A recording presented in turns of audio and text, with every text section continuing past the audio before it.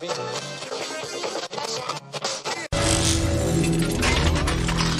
Check Radio.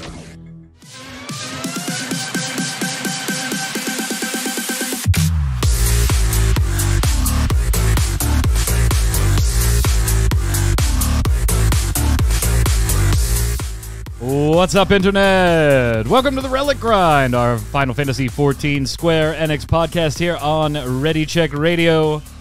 The music's playing. That means it must be Thursday, 7 p.m. Eastern. I'm Mike Byrne, your host. Excuse me. As always, we're doing the show live, twitch.tv/ReadyCheckRadio. If you're watching on YouTube, listening on Spotify, iTunes, any of the multitude of distribution channels this show is on, we appreciate it. While you're there, give us a like, a thumbs up, a subscribe, a comment, feed those algorithms, tell your friends if you like what we do here. That's how you can support us. It's fast, it's free, and it's easy. Go ahead and do it. And, of course, join us live sometime. Head on over to ReadyCheckRadio.com. All the socials, including Twitch, are linked right in the upper right-hand corner for your convenience. No even scrolling down necessary. We got a little bit of Final Fantasy XIV news, maybe a little bit of bad news on the North American side of things if you were waiting for some particular things that might give you an opportunity at a house. We'll get to those. But then we've got a ton of other Square Enix news. No Live Alive. It's good. Thumbs up. Go play it. We've talked about it on this show. You know I love it. My other two knucklehead hosts are going to wait and maybe play it a little later. But I'm telling you, go play it now. If you've ever played it, you love it. The 2.5D HD remake stuff is just fantastic. It's so good. And if you've never played it, you're doing yourself a disservice. Go play Live Alive.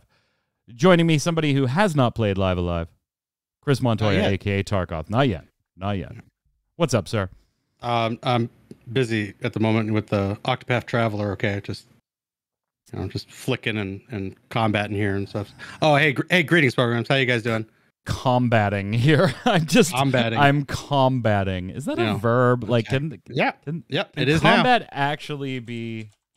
Well, yeah, because I guess like people plural would be like combating the flu or something like that, right? Yeah, So I think that could be conjugated as combating.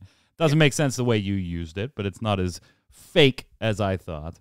Also on the line, he's 12, Adam Lane, Kronos with no beard. I was so excited about all the Comic-Con news that I thought we were going to talk about on the podcast. So His beard just fell out. Yeah. All the Well, if you want a few minutes, go ahead. I know you're happy with a lot of Marvel stuff, and people do value your opinion. It is the first thing I see tweeted or Facebooked at you with our myriad of mutual friends. They just planned the next decade of my life out. It's okay. It's fine. Yeah. Mm-hmm. What are you looking forward to the most? Coming up, probably the Daredevil show. Probably number one. Oh, you took mine. Then it's probably Thunderbolts. I really liked Thunderbolts when I was like early 2000s Thunderbolts comics. So I'm kind of glad they're doing that. And then obviously like the two Avengers movies.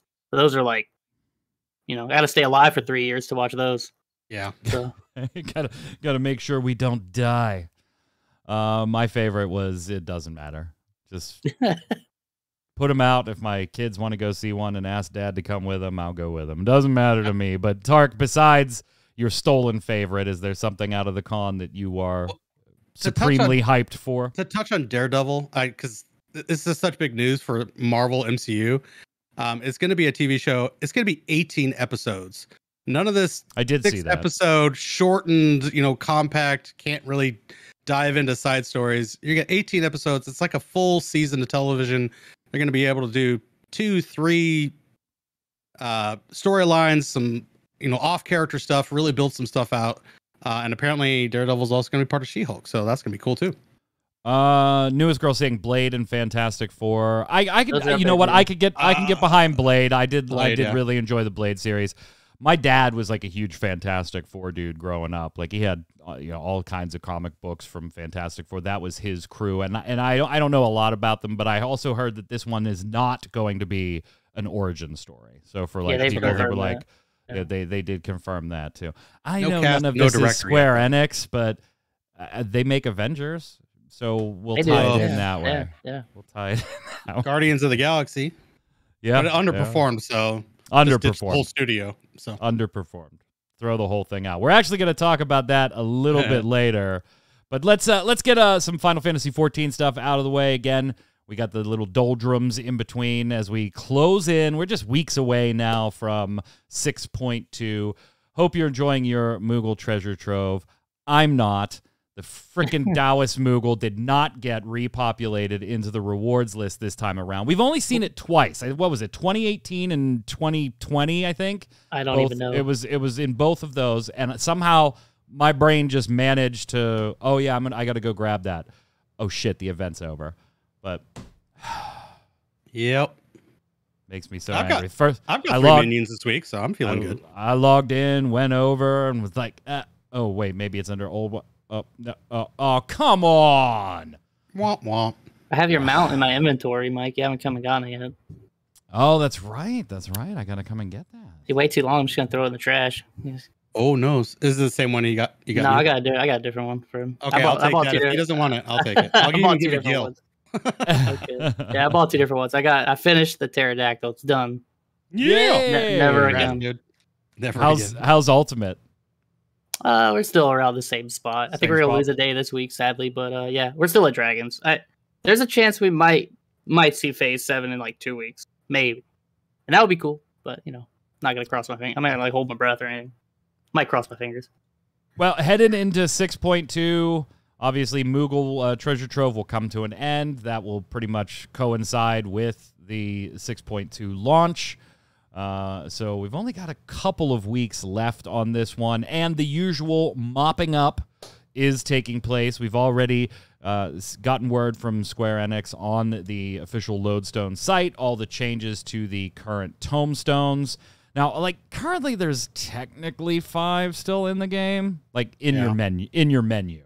There's technically 5 still in the game, but 2 of them have been, tossed out a while ago. You can still do some exchanging if you need to clean things up. But 6.2, we are getting the new tomestones. Allegory and Revelation, those are going to be gone. So you're going to want to trade those ones in soon. And then we're going to have Aphorism and Astronomy. Those will obviously get bumped down their little tier list. Pretty standard for all of you Final Fantasy XIV regulars. The new one now, Elegant Tomestones of Causality. Do you like the name, Tark? It makes me think of Matrix, Merovingian. Yeah, I love it. Sounds great. Causality. You all right with it there, Kronos? I don't care what they call them. They're all just the same thing.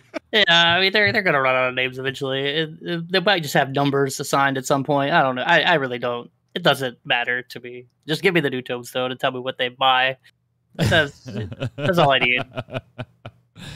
Newest girl reminding everybody, last chance to get the FF4 gear before it's moved to the Hunt currency. So get on that. And then we obviously have the PvP season switching over as well. We kind of mentioned last week when we were talking about PvP Season 1 or Series 1 ending. When it comes to Crystalline Conflict and your ranking, you will end up getting rewards for all ranks below at where you are at and prior to. But that's actually going to happen when 6.2 launches. And then going forward, you'll just get all the rewards at the end of each season for every rank you have successfully passed and ultimately where you finished. So you have until the end of Series 2 to collect any rewards from Series 1. So make sure you get on that. You still have time, plenty of time, but don't miss out. What's up, Tark? No, I was just... They're naming conventions for the PvP seasons and series, and it just gets all muddled. Yeah, well, we kind of said that when we first saw it revealed, though, in the live letters, that it was like series and season, but a season is this many series, and this many series is this many seasons, and in a season you can have this series. Yeah, we kind of said that back when they did the live letter. So that's your regular 6.2 maintenance coming up. As far as what you need to get taken care of and cleaned. But the Buried Memory 6.2 patch special site went live today. Kronos, I assume, just like the other all of us, you have been through it. There's not a whole lot yet. right? Yeah. This is how they usually do it. The site goes active, not a lot there, and then slowly fill it in over the coming weeks. We have the key art for Buried Memory. We have the bullet point list of what's coming, new main scenario quests, the high-end raid, everything we've reviewed before, Island Sanctuary, etc., etc. And then we get an advertisement for Endwalker, and then an advertisement for the free trial, managing subscription, and then links to the Lodestone. So none of the key art. There's no point in showing the site. There's no trailers or anything on there yet. We do get the poster, though. That's the big thing, yeah. That's the biggie. That's the biggie. And front and center, we have what maybe a familiar face, what most people think is a familiar face. A little person in a black robe, Kronos, holding what looks to be a red mask in their right hand, but you can only see the top half of the red mask, so we can't see the entire thing. It's definitely Old Man Lahabrea, but like, it's whether or not it's the one that we know is the real question, but it's definitely him right there. Yeah. Go ahead, Tark. I was going to say, ultimately this could be not the Lahabrea that we know and come to despise, but it could be, his dad, like that guy that we're helping could be the new Lahabrea is the theory. That's the theory. Yeah. So it's a dad expansion, is what you're telling me. We've got Papa Levelier, we've got Papa Lahabrea, we've just got all the papas. Papa Night Clad in Darkness. Who's coming in 6-3? Who's coming in 6-3? Whose dad is going to get in on this? Yeah, Papa there it is. Papa Golbez. Papa Golbez. I mean, obviously, we'll get more information as we get closer to 6-2. We'll get the trailer. We'll hit Dad Walker. Final Fantasy XIV Dad Walker. We'll get the trailer. We'll get key art for the dungeons. That's obviously, one of the things that all three of us are really hyped about is seeing exactly what they do with these various scaling dungeons and things like that. They did put that those are 2.5. I don't know if that was confirmed 2.5. before. I mean, I assumed that we was what it was gonna we be. knew it. We knew it was not 2.0. Yeah. Was what was confirmed. Yeah, I doubt they wanted to overlap that with Savage, so that's probably why. Makes sense. Yeah, especially with the changing of the timing on Savage and them really wanting to test out if that timing is the best way to go or not, compared to the way they've traditionally done it. Spoiler alert, it is. Yeah. Last bit of Final Fantasy XIV news. So I've seen some irresponsible headlines on this one. There is a delay to the North American data center expansion, but it's probably, at least right now, not actually going to result in a delay to the North American data center expansion. So the North American data center, just like the other ones, is being expanded in 2 phases. The first was get the damn hardware, right? Yep. That was originally slated for next month, August.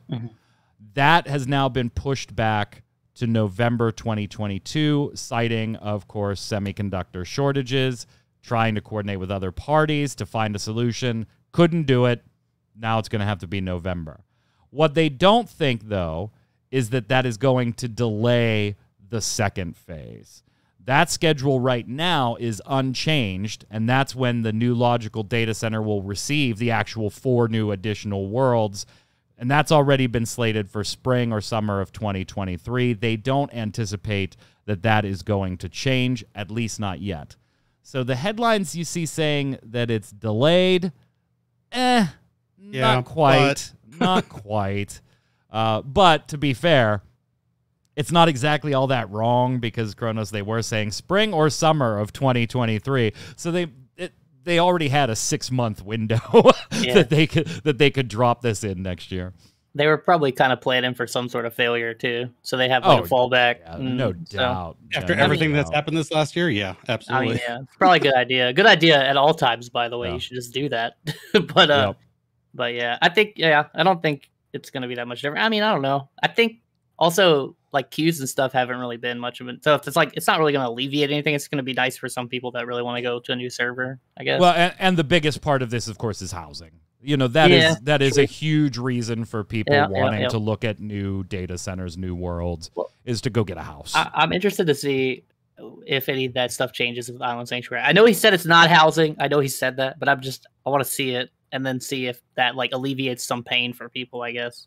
Depending on what you can do. But what do you mean? Like people feel like, hey, I don't need a house. This is enough. Yeah, if you have like something my you can own like little. Yeah, but it really depends. And I mean, it being instance based kind of makes it a little bit weird because, like, you know, you can go to people's houses. How consistent are you gonna be able to go to people's islands, and how much of it's actually yours, kind of thing. But yeah, I mean, that's why he said straight up, it's not housing. But, oh yeah, multiple times.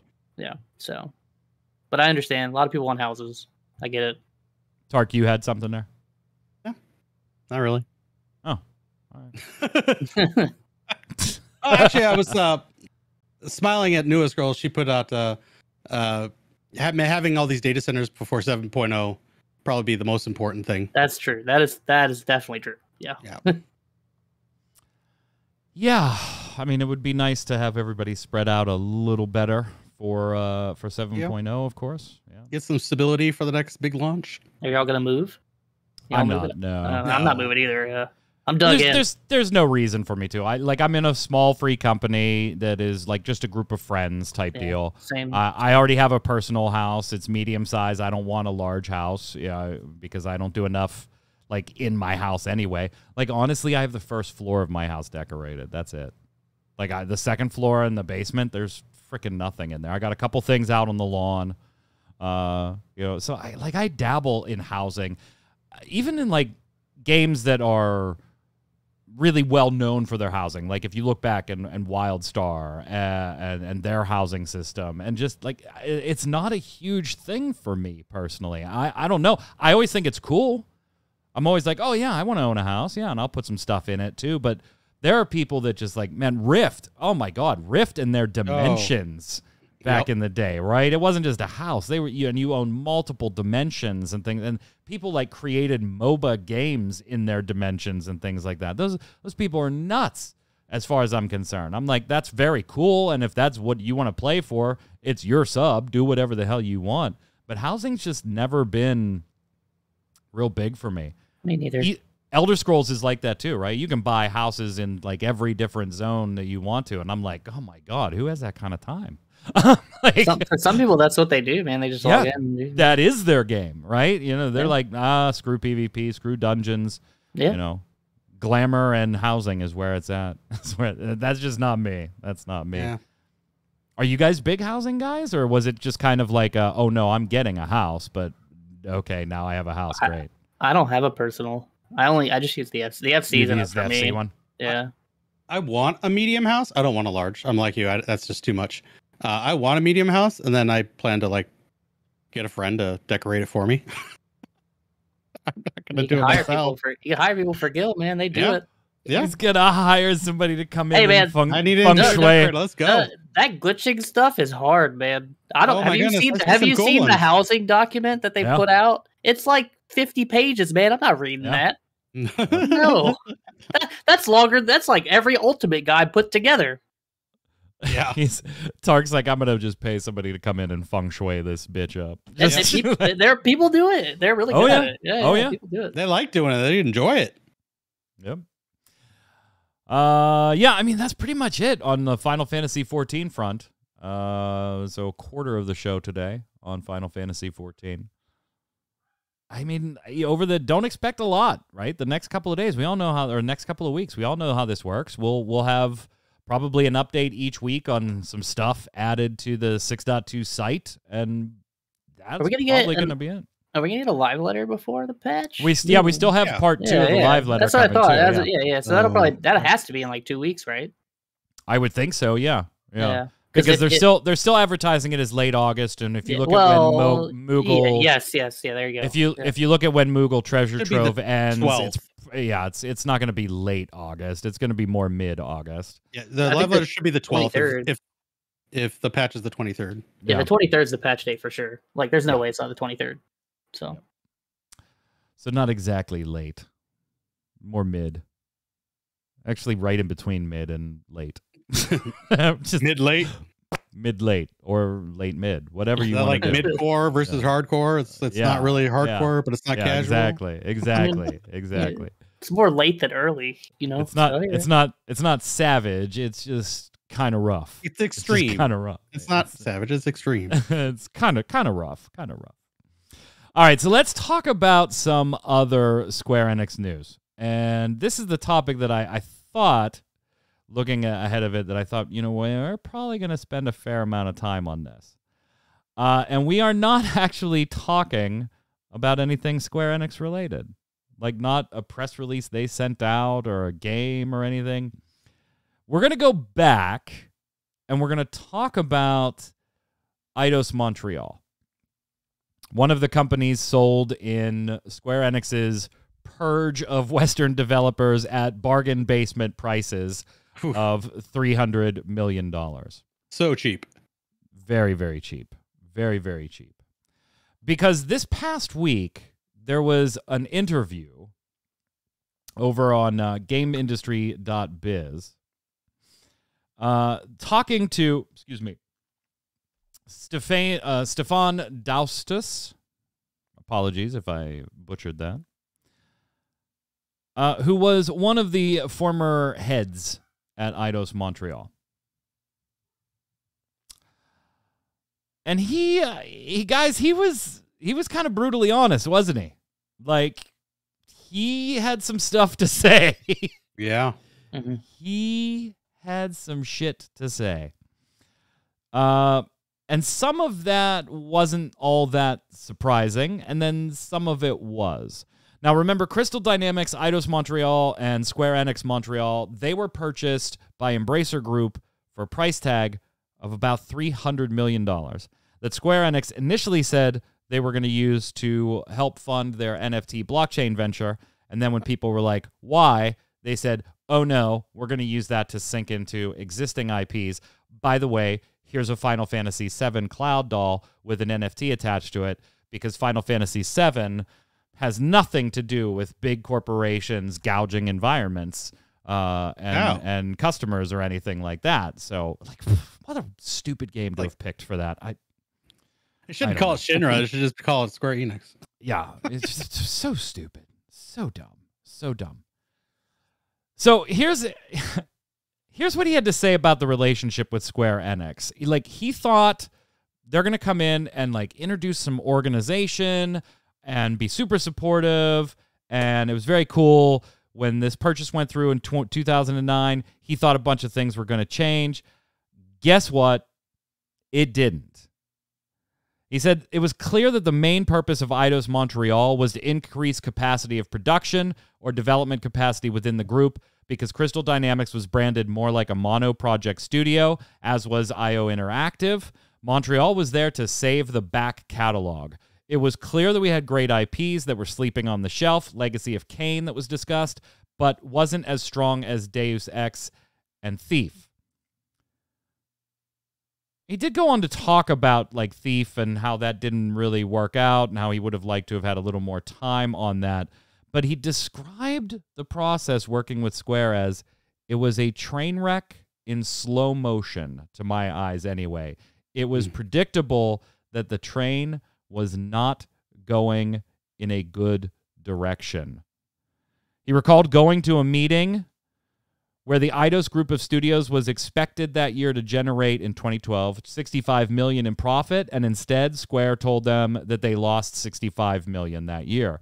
He said, we were dumbfounded, especially because my studio didn't have any deliverables for that year. The pressure was starting to build, my employees towards me, mine towards my superiors. I think that when people are in a crisis situation where there's a lot of situations, you do see their core behavior and values, and I didn't like what I saw.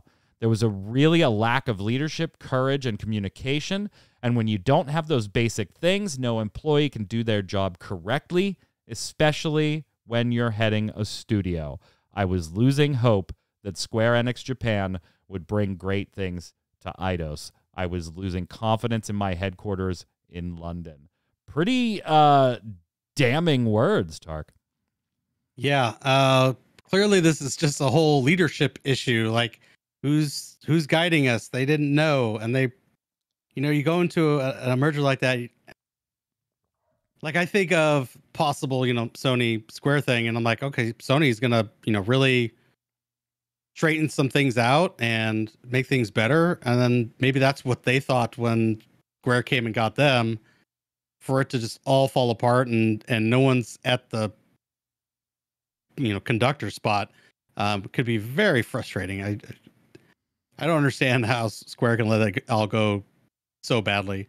And I'm sorry, Legacy of Kain, much more important than Deus Ex and Thief. Sorry. I'll go with you on Thief. I can't go with you on Deus Ex. Those were fantastic. Deus Ex games. was good. Yes, they were good.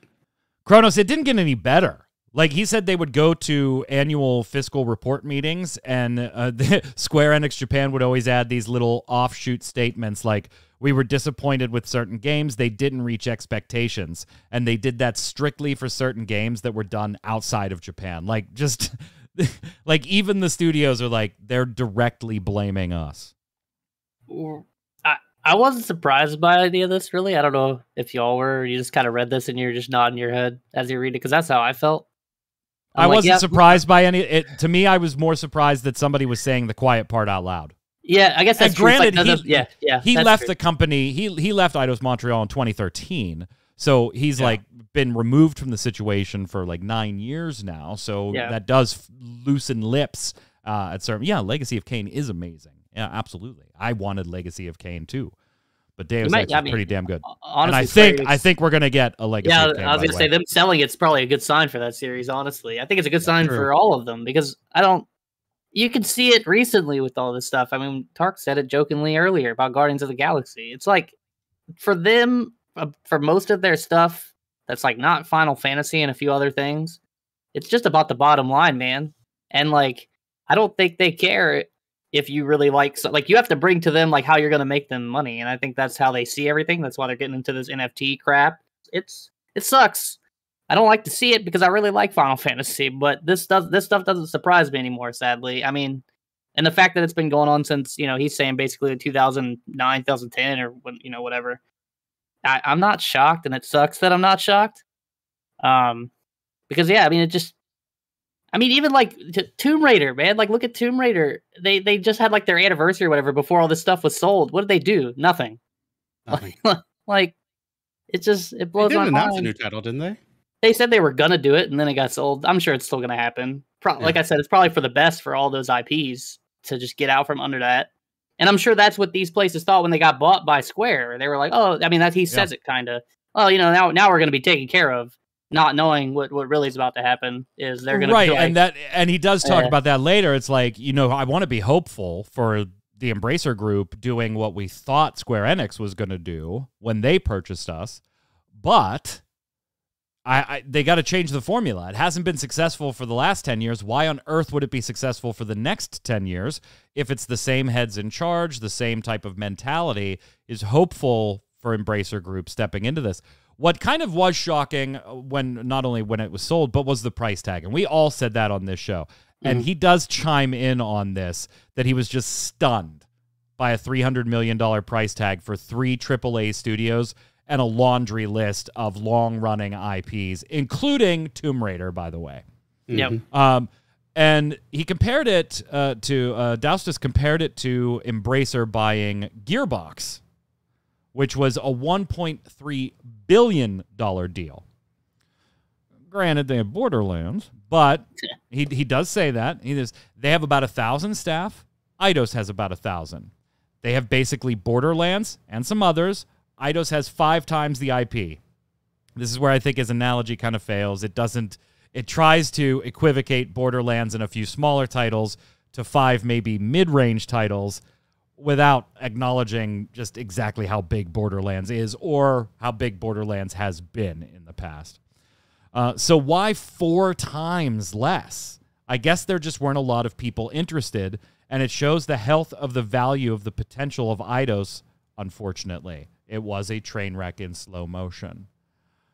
I don't like the direct comparison. I get what he's saying, though. Yeah.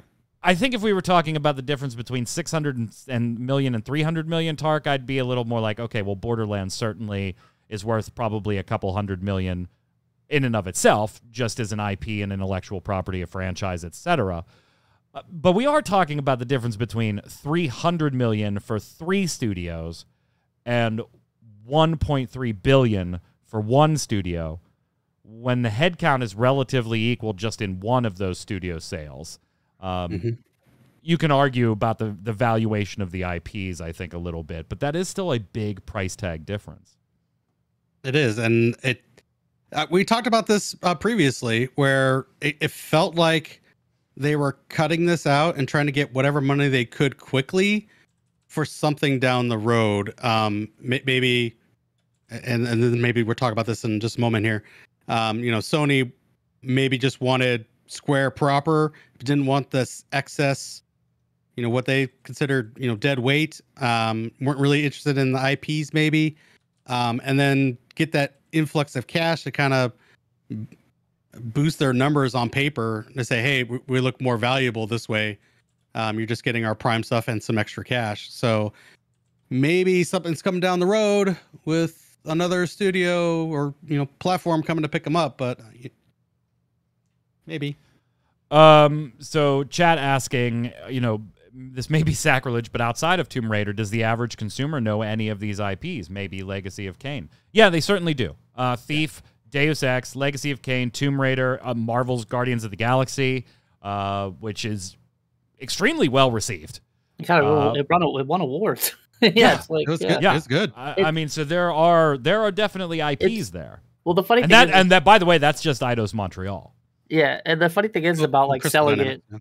Yeah, Crystal Dynamics is part of that too. But like selling it at the low price, it's like, I mean, of course it was kind of low, dude. Like it's like the little kid who like says his toys suck and they want to get rid of the toys. Of course, the people are gonna like lowball you. If you don't want the toys, like if you don't want them, like why is other people like? It's not like they're flaunting like, oh look how good they're doing. It's like look at how crappy they are, and then they're like, oh I guess we're gonna have to sell it for less than we wanted to. Like I don't know, it's just. Because it's not like Square they really wanted to get rid of them. They really wanted to get rid of them, and or best offer, come look at my box of studios here. Kind of shuffle through and see what you want. Like I'm just trying to think. Sorry, one more thing. I guess I'm just trying to think of like when's the last time Square said something nice about like a non-first party Square title. Yeah, like where they've like really like gone out of their way to been like, look at how great this is. That first Tomb Raider, maybe. Yeah. They do talk about Guardians of the Galaxy being well received, but obviously Marvel's Avengers was not. That was a huge loss on Square Enix's side, and it's still something that they're trying to recover from with that HD Games division.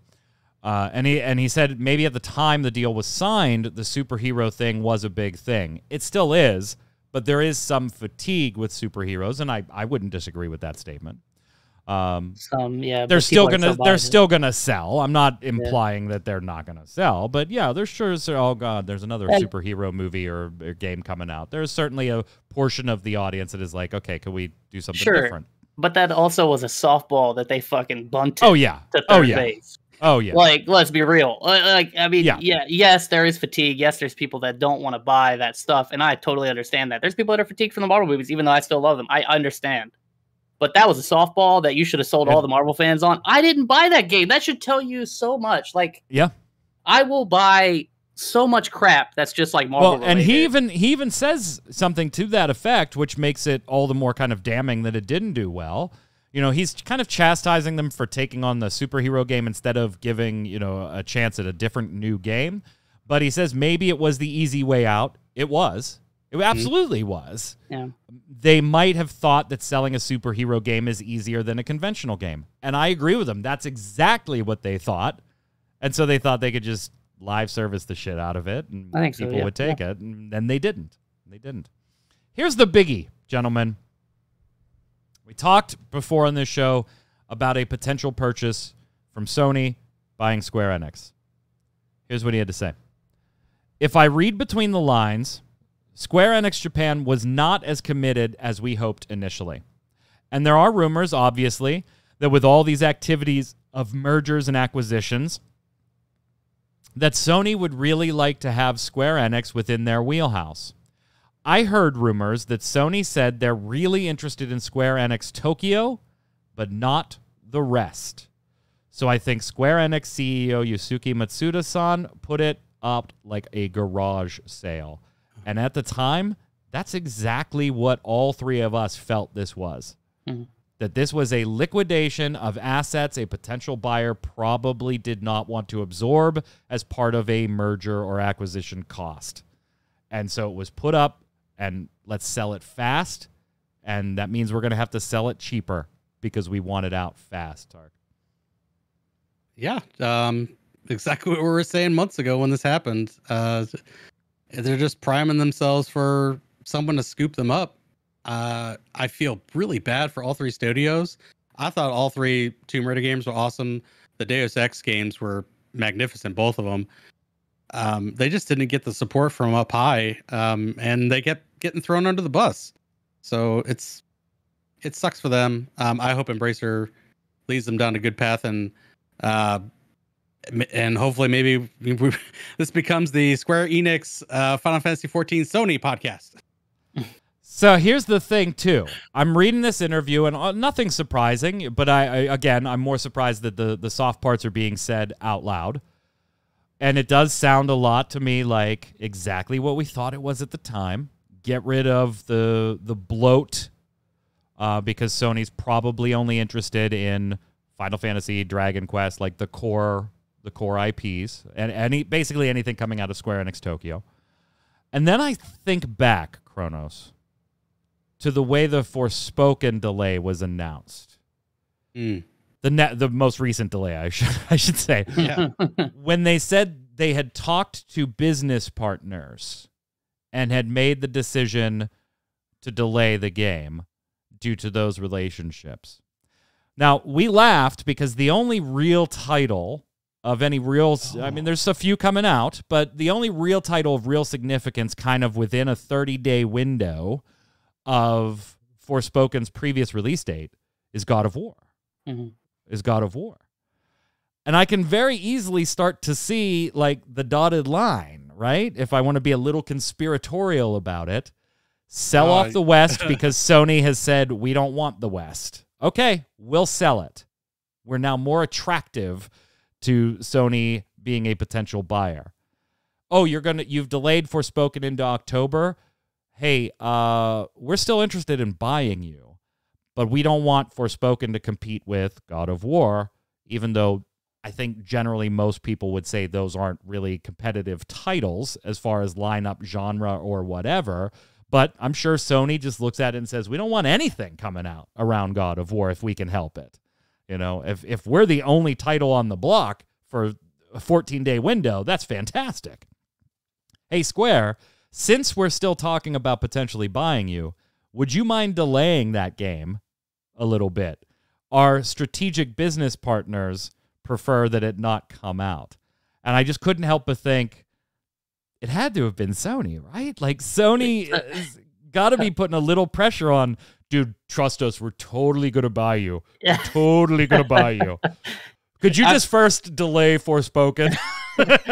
I mean, I follow your train of thought. It makes sense. Is that legal? Like, I'm not like, legally. Like, can they do that? Can Sony be like, hey, we want to buy you, but can you move this, please? Like, I don't know. I don't think as far, and again, you're talking about Japan, so regulations a bit different there. Yeah. But I don't think they could do it like the sale contingent upon them willing to do that or not. But they are certainly business partners and have been cozy for decades.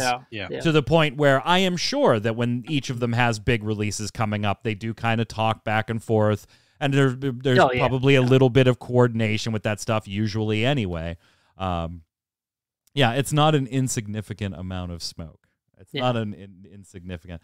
I'm going to go out on a limb, gentlemen. Within the next 6 months, it is confirmed Sony buys Square Enix. Within the next 6 months, it is confirmed. That's just my gut feeling, watching everything unfold, seeing these small things. I mean, this is somebody that was in charge. Granted, it was 9 years ago. But, yeah, I've within the next 6 months. So that puts it, by basically January? The end of February. End of February, yeah. End of February, okay. I think that is... I don't think it's done. It may not be done, but it is officially announced. Am I nuts? I was taking your conspiracy theory and I was going with it a different route. Maybe Sony sees the potential in Forspoken and they want it to be on their ledger when it comes out. If they can get this finalized in time. We don't know where it's at, behind the scenes, because no one's said anything. We're all just speculating here, but that's a great conspiracy theory. I really like where your head's at there. Am I nuts on 6 months? Kyle says I am. Big fan of your tinfoil hat. I love it. Yeah, it's great. Kyle says I'm nuts. I don't think you're nuts. I don't think you're nuts.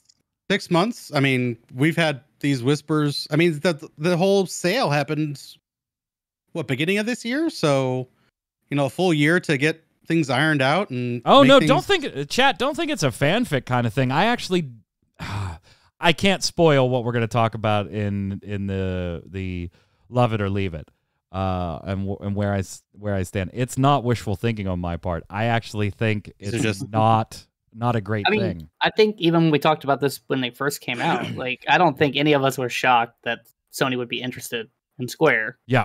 Yeah. And I think we even said if like they like when like the whole fire sale thing happened, that if Square didn't do that, Sony might have done that after they bought them. Yeah. Like, true.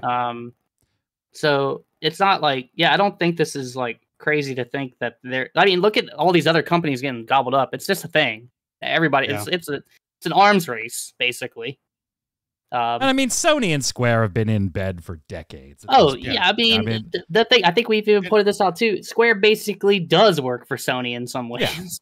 Yeah. And I'm sure it's going to be kind of like the Bungie deal, where they're still going to be their own publisher too.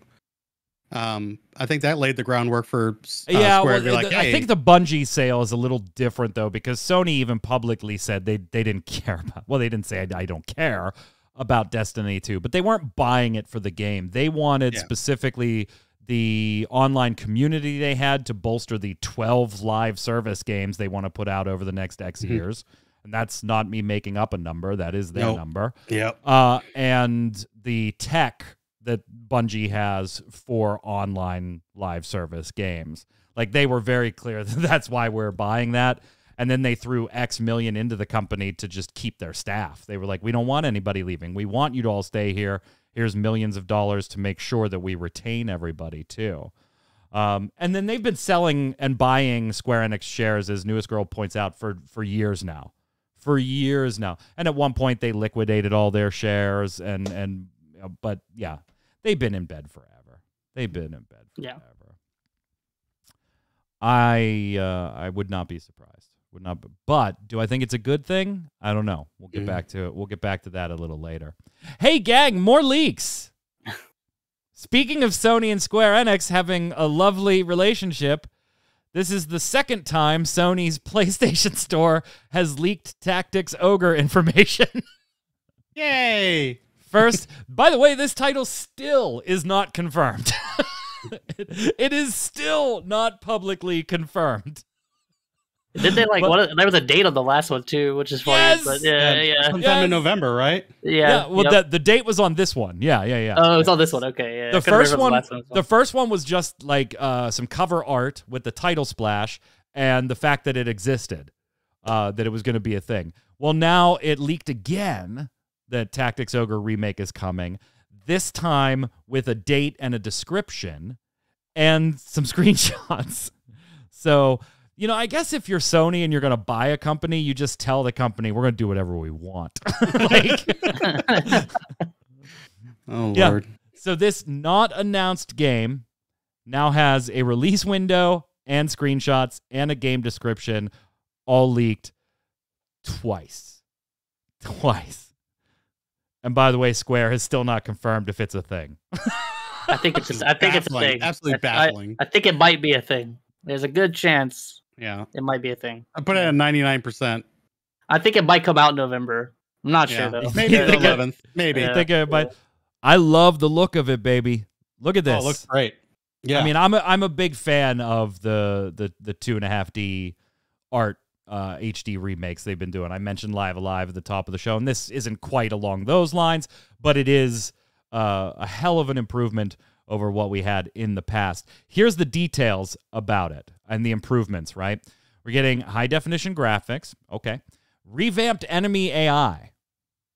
Cool. Fully voiced cutscenes, both in English and Japanese. Music that's been re-recorded with live performances. Quality of life features like quicker paced battles, thank God. Auto-saved. Excuse me, hiccups. And a complete overhaul to the controls and the UI, all according to the PlayStation Store description of this PlayStation Portable 2010 remake. Yeah, I just got one word, Tark. Dope. I'm Absolutely. On. I'm on board. It looks so clean. It looks so good. It still has that ogre aesthetic, which I appreciate. And they need to do more with the series. It's been sitting on the shelf for too long. It's been shitting on the shelf. Well, you should be here for pre-show. We'll talk about pooping. I did. It looks really good. I want to get my hands on it, and yeah, I love Ogre series. You know what's great? I booted this up on my Steam Deck the other day. Actually, the original, the nice. original. Yeah, nice. I was not pooping at the time. So yeah, I mean, this is a day one purchase for me. Yeah, I haven't. Chat just wants to see it. Multiple people want to just see it, like, either never come out now, and it just keeps having leaks over every couple of months. I kind of want to just make a fake cover for it, and then just put it in a GameStop, see if someone finds it. Yeah, or have it come out and not be announced. Just like all of a sudden it shows up on shelves. Speaking of this kind of like art style, Tark, did you get a chance? It's been out for 24 hours now. Have you had a chance to check out Octopath Traveler Mobile? So I was part of the beta, basically going through the same steps that I've gone through, put about 3 hours in. The combat's good. The monetization, not so much. It's not as bad as your reincarnation. God, that was awful. But it's very grindy. I could tell just from looking at all the currencies, everything that you need to upgrade levels and limit break them and get gear equipment. It's a grindy game. You don't have to spend money to get that stuff, but of course, like any free to play, it makes things faster, right? There's 64 freaking characters right at the beginning, so if you want to get those characters, you're gonna have to shell out money or wait a heck of a long time and grind out that currency. I can't wrap my hand around it. You have a free to play game and you're given this currency, but then you have the separation of in-game currency and then paid in-game currency. So the paid people, they get something special. It rubs me the wrong way. If you're gonna give currency, just give the currency. I don't know. But I like the game so far. I haven't hit a wall quite yet on as far as grinding. I'm still pretty early into it, but the story's pretty cool, and I love the Octopath Traveler graphics and the combat system. Yeah, and so those are. I am a huge Octopath Traveler fan. And luckily, those are the traits that are in the game. Like, yes. For the most part, they have maintained the combat system. So that's a huge win right there, is that, and there's just like a familiar feeling to it, right? There's a nostalgia hit when you boot this up, because it's got the style, it's got the combat and everything. But yeah, Matthew Schultz over at AndroidPolice.com ripped this apart, beat the hell out of this game. And you know what? I don't know if they're all that wrong. The headline reads, Octopath Traveler Champions of the Continent is the laziest gacha game from Square Enix yet. Pillar boxing, no English voice work, horrible monetization, retreaded gameplay, and poor performance are just a tip of the iceberg. Says the story's a little convoluted, 64 characters, the Force tutorial's too long. Okay, that's just flavor stuff, right? Yeah, people are going to be okay with it. People are going to think the tutorial's too long. But then they start talking about performance. It's capped at 30 FPS, no matter what graphic settings you use. Its aspect ratio is locked, no matter what device you are using. So you may have letterboxing on your particular device. Then it goes obviously into the monetization, purchasing, or has up to $100 per item purchases. Once you get past the forced tutorial, you can enter the in-game store sneakily named Guide. Nice. Yes, you're guiding these characters into your fold. It is one of those 5-star pool type games, right? It's a typical gacha game. Ultimately, this means the game is fully pay to win, according to this reviewer, and it isn't shy about it either. But since it's a solo experience, other players paying to win shouldn't affect you outside of the fact that everything is monetized aggressively and gated to the hilt. But the bad news doesn't stop there. There's no controller support, and the available cloud save feature requires you to use a Square Enix login, known as the Square Enix Bridge. This is to force players into Square's system that at least supports logins from Facebook, Steam, Apple, Google, and Twitter, when Google already provides a native cloud save option for developers of Android games. Seeing I'm not keen on extra steps to take advantage of core features that should be expected of every game on the platform, this is another failure on Square's part, where it ignores the wants of its users to once again give preference to itself and its own ridiculous systems.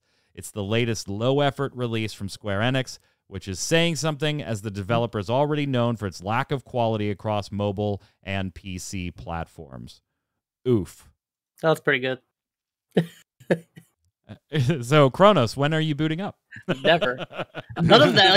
Again, the stuff you just read didn't surprise me, and the stuff Tarkov described, that could have been like every mobile game ever made. Unless you had introduced it differently, I wouldn't have known. It just sounds like run-of-the-mill stuff. And this is why I don't play mobile games. This is exactly why. I can't do that stuff. I guess people should just start advertising the mobile game as like, at least we're not Diablo Immortal. That's what they should lead with. Yeah, it's definitely not Diablo Immortal.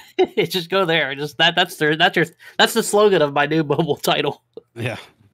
Final Fantasy Ever Crisis. At least it's not Diablo Immortal. Yeah. So I figured I'd bring the B-roll up before we actually started talking about it, just so it's like totally out of context. Sure. Yeah. Yeah, I saw this and I was like, what the heck? All right. So what the hell are we talking about here? All right. So Square Enix released Manga Up, or Manga Up, well, whatever you prefer. I don't care.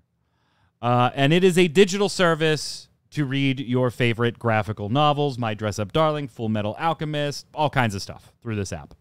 It's a free app, but there's purchases for the different pieces you want to read.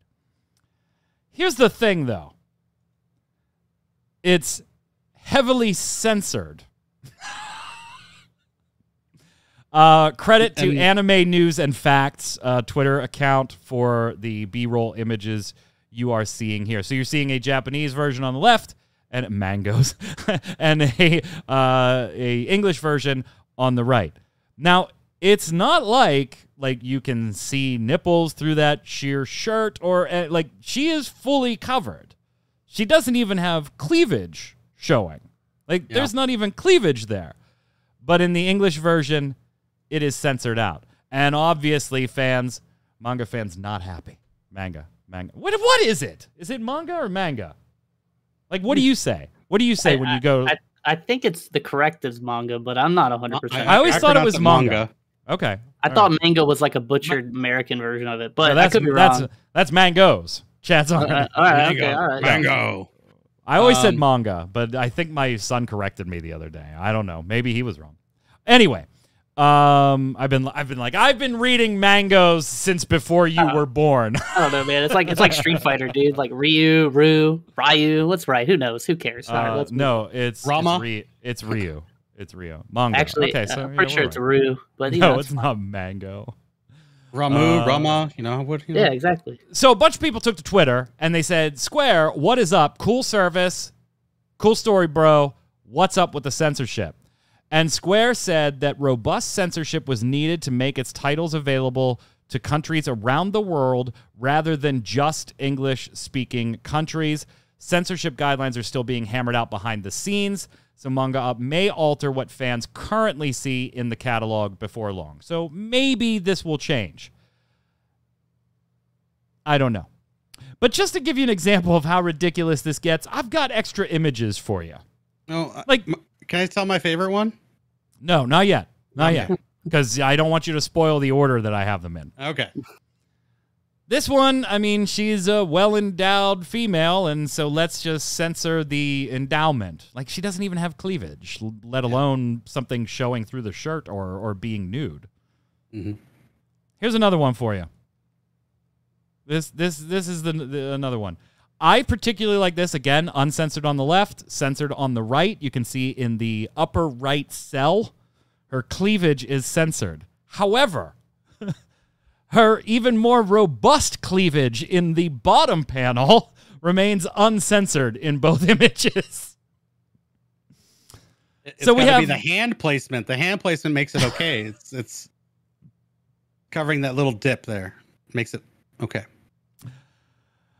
Mr. Final Max saying in chat, this has the potential for the funniest censorship ever, especially if there's an algorithm doing this. The moment machine learning censors out eyes, we will have hilarity. Hold that thought, Final. Yep. Yep. And you know I love you, Final. Thank you for hanging out. Hold that thought. Let's take a look at some more. Uh-oh. Here's a lady that dares to have a crotch. I mean, full jeans. Not even short jeans, not even capris. Yeah, full jeans. Full jeans. And look, I'm going to be crude for a minute, but it's not even like the artist drew a camel toe in there or anything like that. There's no camel toe. Why? I know the B-roll might be a little small for you to like drill in on it like that, but it is not. There's a little bit of shading underneath because it's in shadow. Yeah. Like, no, see, Sir Onion Knight saying dat camel toe. No, it's just jeans. No, it's just jeans. I'm gonna blow it up for you. The seam is unseemly. I'm gonna blow it up for you. See, there is no.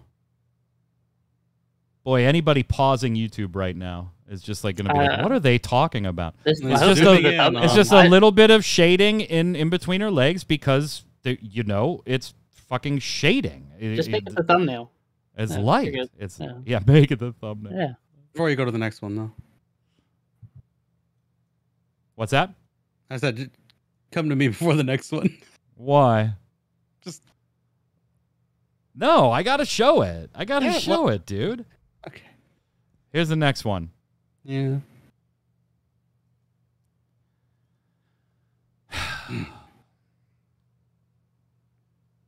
I guess I want to know in what country where knees are, taboo, are too much, that you need to censor a kneecap.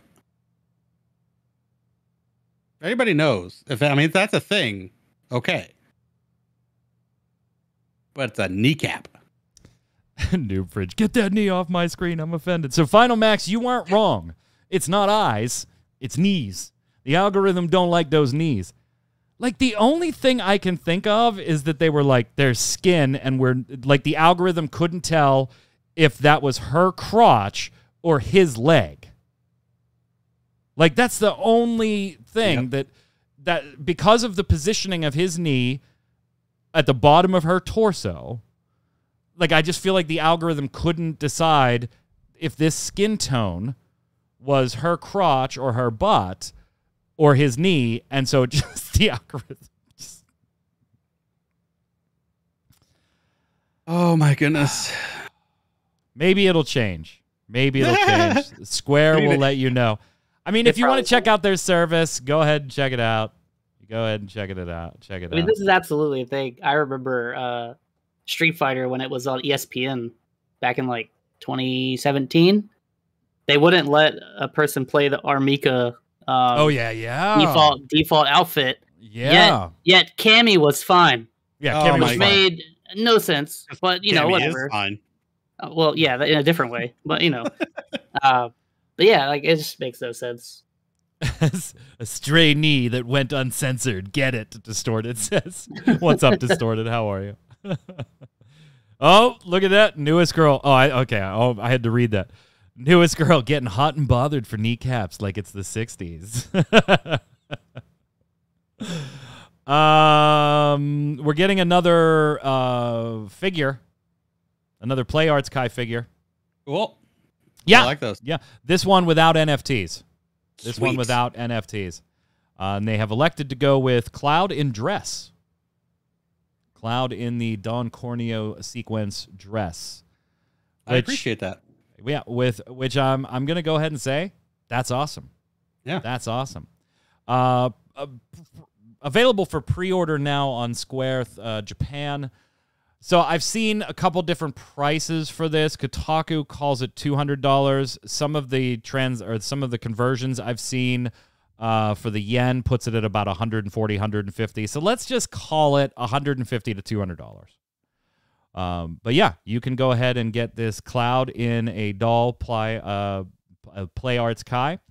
And a bunch of posable and swappable hands and all the usual stuff with these great figures. Yeah, how much? I need it. 150 to 200, somewhere in there. Kotaku calls it 200. 150 with the $50 delivery fee from SquareEnix.com. Yeah. Yeah. Oh yeah. Yeah. I think it's pretty dope actually. I think it looks great. And Aerith in a red dress and Tifa in her black dress, and bam, you got the best set. Yeah, it's super detailed. Super detailed. Yeah. I mean, they always are. Play Arts is, Yeah, the Play Arts is they know what they're doing. They know. They've got this down by now.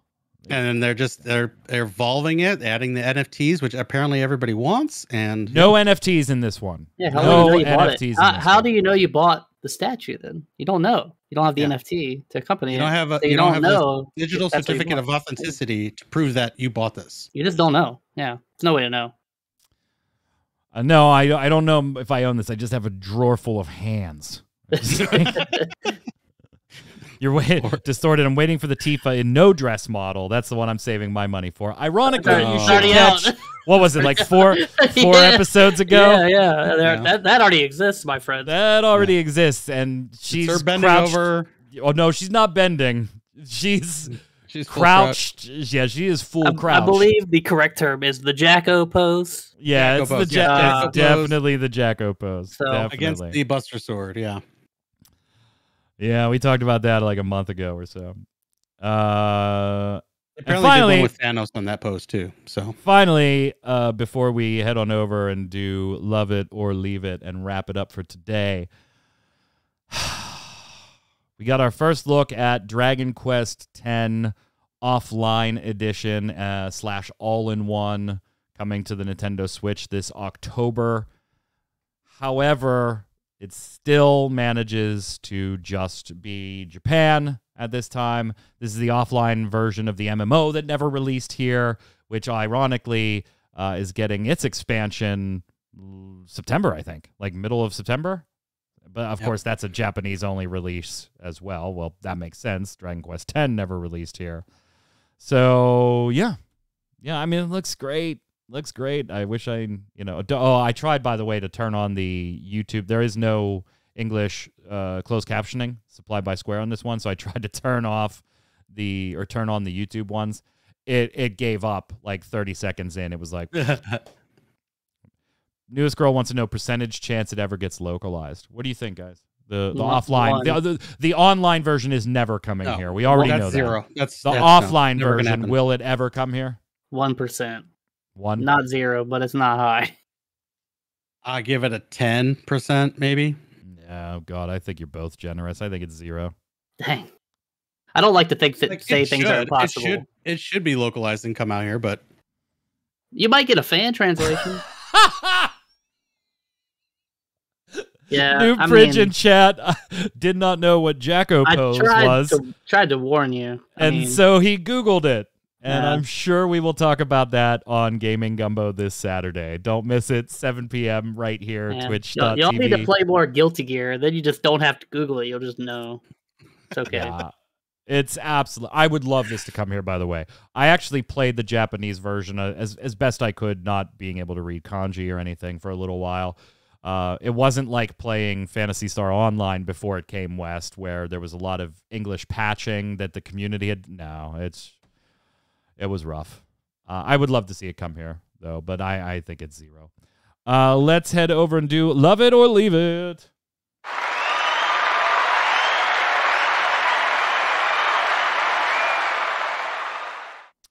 Love It or Leave It is the way we end every episode here of the Relic Grind. It's where I give you something Square Enix related, and you tell me whether you love it, want more of it, or leave it. No fence sitting. You got to throw it away, or you got to love it.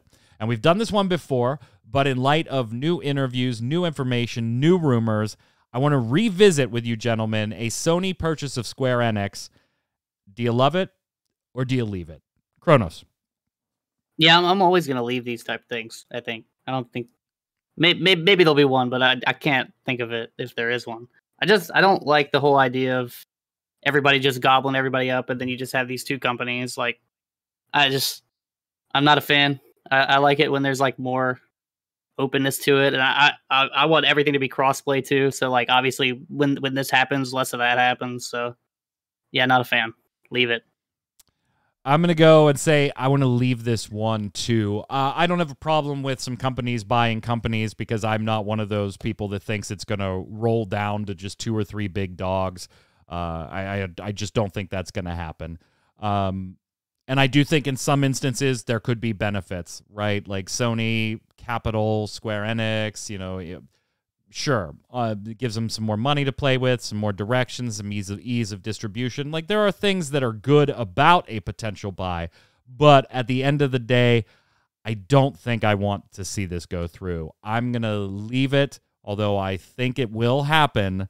Personally, I would rather that it didn't, because unfortunately, I also think that it could lead to Sony forcing Square's hand on certain titles, certain timing, and unfortunately, NFT, blockchain, and mobile might become even more of a focus than they are with just Square Enix. So I just don't like the whole idea. And Sony's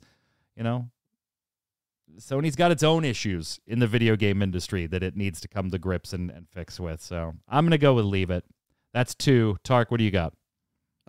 3 for 3. I'm leaving it as well. I just don't like the consolidation of all these IPs and companies. Like you, I don't think it's going to come down to just 2, but fewer means less creativity and less ideas. I don't like it. Is Sony my preferred console? Yes, but doesn't mean I necessarily want them to be here. I want more open availability for all titles. That's going to do it for us here, gang. Hope you enjoyed the show. We, of course, will be live Saturday at 7 p.m. Eastern with the episode of Gaming Gumbo, where we wrap up the week that was in gaming. Noob Fridge will be on this weekend, and I'm sure we'll learn about him and Jacko Pose and him Googling that and how that went. Chat, don't go anywhere. Right after the show today, of course, we've got Faye Death herself going live. What's up, Faye? How are you? Oh, I'm well. How about you? I can't complain. Nobody listens. Nobody It listens. doesn't do you any good if you do. Are you headed back to the Wonderlands, or do you have stuff to finish up in Stray today? What's the game? We do have stuff to finish up in Stray, but I'm going to be selfish and make everybody follow me to my main channel to go finish that up. Maybe tomorrow. Clever marketing. So I'm trying. I'm in the biz now, so I got to try to, Oh, that's right. You're done with the day job now officially. Yeah. So you're doing the streaming thing.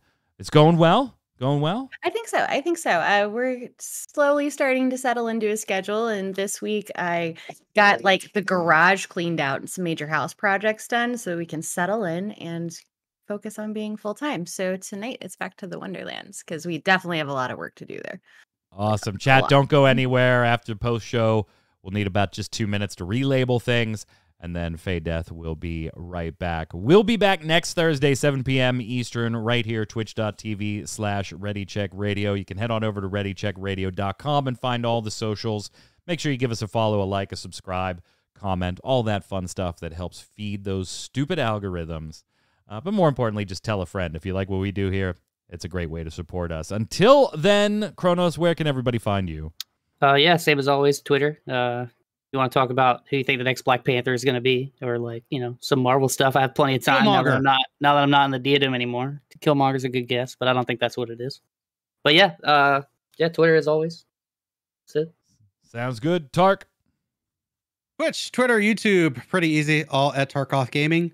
Playing Final Fantasy XIV 5 days a week over on Excalibur on Primal. Come hang out. Lots of fun. And you can also find me here on Ready Check Radio Saturday and Sunday night. We're currently playing Sekiro, kicking lots of ass on a lot of bosses. Fantastic. I'm Mike Byrne. You can follow me personally right there at Magic Man 1. But more importantly, follow at RC Radio, RAIDEO. And you'll get tweeted every time we go live with one of our podcast shows or volunteer streamers who I love very much. Until next time, gang, stay safe. We'll see you on the servers. Later.